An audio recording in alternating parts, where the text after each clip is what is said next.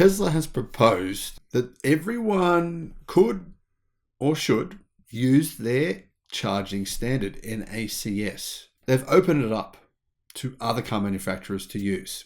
Everyone has written this off as a political statement from Tesla or Elon Musk, but that's before they actually knew what they were talking about. I'm sorry, but if you're one of those people, you probably jumped to conclusions a little bit too soon. Now, there's a reason for this, for me saying this, and the reason is this.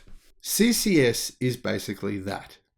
It's old, it's not future-proof, and Tesla's charging cable has capacity that's far greater than the market was aware. We've only just found out what that capacity is. But I believe this changes the way we should be looking at the question.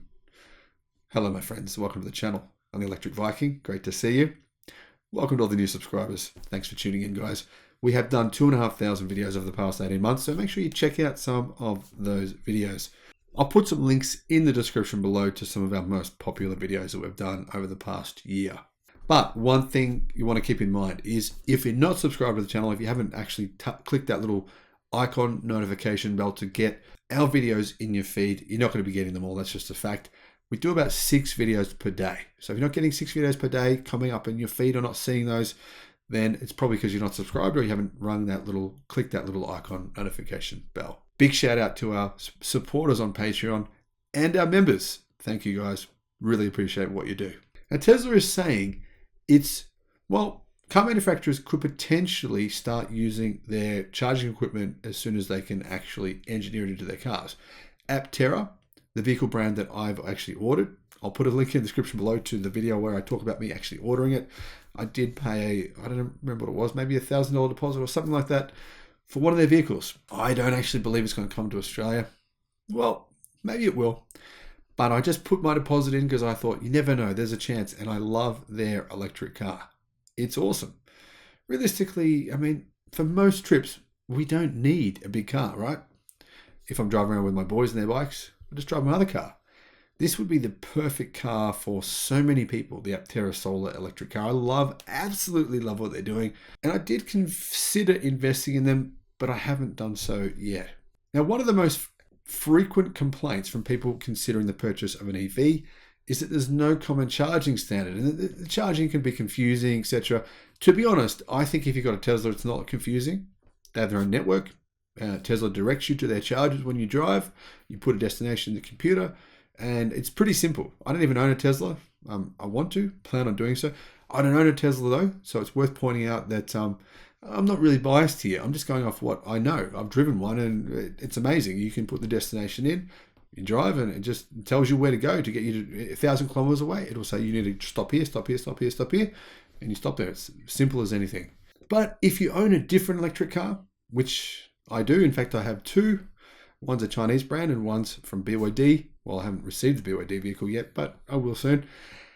Then, yeah, it is definitely more confusing. Now, when I first picked up the Chinese EV, I started looking around on apps, where can I charge? And it was actually really confusing to work it out. So it would be good to just have one standard, to get rid of everything else. But honestly, everyone thinks that the standard is CCS, but there is an issue with the CCS standard. It's okay, but it's simply not capable of anywhere near the charging capacity that Tesla's cable is. Now, there's a lot of interesting history, according to Clean Technica, about how and why charging standards in North America developed as they did. And someday that history will be part of courses in business school about how not to do things. Now, I'm not so sure I agree with that. That's what they're saying. It's what Jim Hanley from Clean Technica says. But the truth is, the same thing happens in every industry. What did Apple do? Proprietary. It worked well for them. Look how much cash they've got sitting in the bank. They're one of the most valuable companies in the world, and they did it that way and it worked. Tesla kind of followed that, and so far it's worked. So I'm not really sure we should criticize Tesla for that. But the truth is, having a number of charging standards is to some degree holding back the EV revolution. And that isn't a good thing. So Tesla has taken a step forward. It says its charging standard could be the standard, at least in North America. I don't think Tesla really thinks that would happen in Europe. I believe people are getting their panties in a knot and kind of putting words into Tesla's mouth. I don't believe Tesla's saying, hey, everyone in Europe, let's change the standard to our Tesla vehicles. I don't think if you ask anyone working at Tesla, they would think that's even a remotely likely possibility. So let's just rule that out here. If you're going to say in the comments below, oh, it's not going to work because Europe, blah, blah, blah, you didn't watch this video, so don't. If you make that comment below, you clearly didn't listen to what I said. In Europe, I don't believe this could happen. In China, neither. In North America, Canada, Mexico, United States, in these places, it could. I mean, think about it. How many EVs in these places are not Teslas? Probably 30%. So the reality is, if 70% of the vehicles on the road already use this standard, it's not really that difficult to go to 100%. Well, yeah, it is difficult.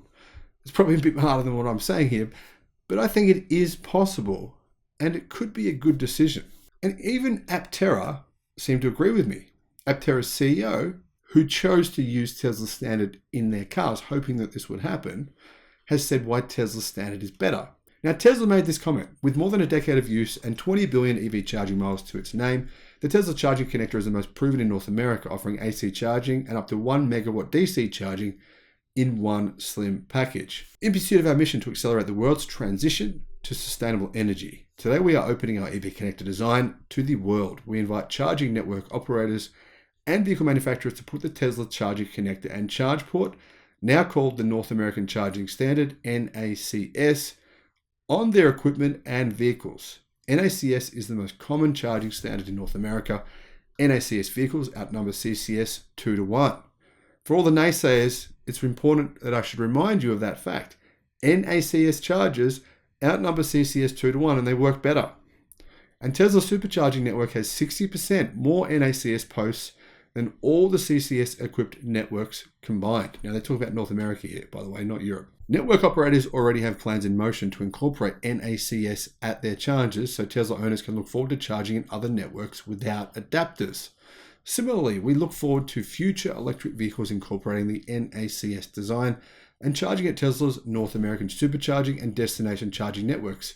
See the focus here, guys, in these comments on North America. There's hundreds of comments I've already read on other websites that people are just getting sidetracked here saying, oh, this will never work in Europe. Clearly, they pointed out here, they said North America. So keep that in mind.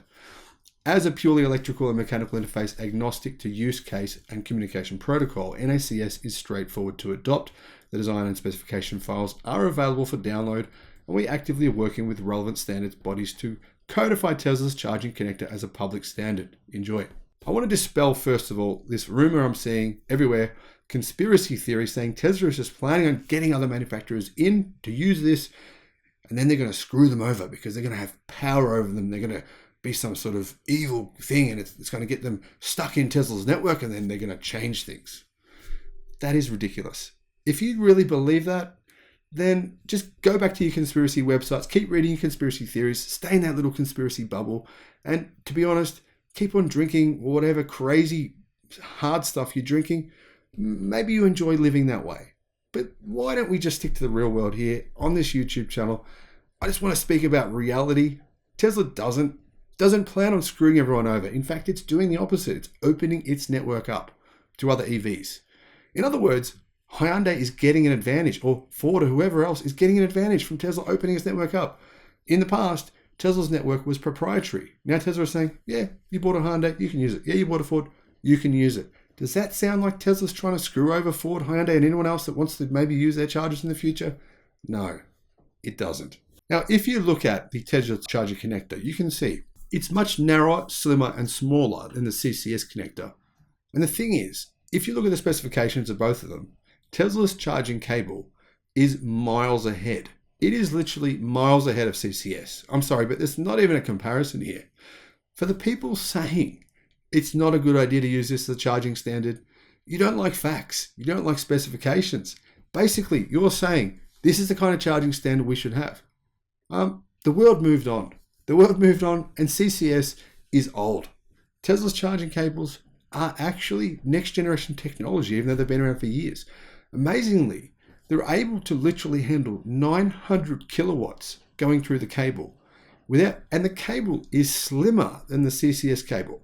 So clearly the technology they've used here is next generation. What this means is vehicles using these charging cables could essentially be able at one point in future to charge their vehicles at up to 900 kilowatt fast charging speed. Now Tesla's saying 1 megawatt, but from what I can see, it sounds like 900 kilowatt would be more accurate. Now, of course, there is a problem with this. I mean, could General Motors, Ford, everyone else start fitting these connectors to their cars? They could. Wouldn't be easy though. And virtually every manufacturer that sells EVs in North America, except Tesla and Aptera, who have multiple chargers on their cars, have adopted the CCS standard. And they have major EV charging networks.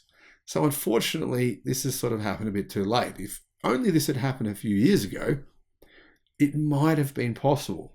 So hoping that GM, Ford, Stellantis, and well, any other manufacturers would switch to Tesla's charging, I think is just dreaming. It's fanciful and it's not going to happen. Would it be ideal? Well, for all the reasons I've just explained, yes, absolutely. Now, there is obviously, it's fair to say, some connection between this decision by Tesla and the announcement that there will be $5 billion in federal government investment into incentives for EV charging.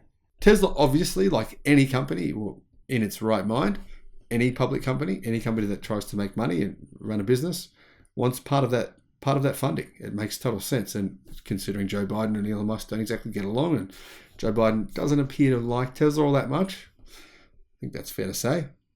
You can see that Tesla's trying to publicly get itself in on the action of the $5 billion in funding, and I totally agree with that. I think they should do that. However, will it make any difference? Will car manufacturers start using Tesla standard? I don't think so. But might they add it to their cars? That's possible. If you think about it, if you were going to buy a new car and one model was the same price as another, but one of them had the ability to use a CCS or Tesla, and the other one didn't, and the other one only took CCS, which one would you buy?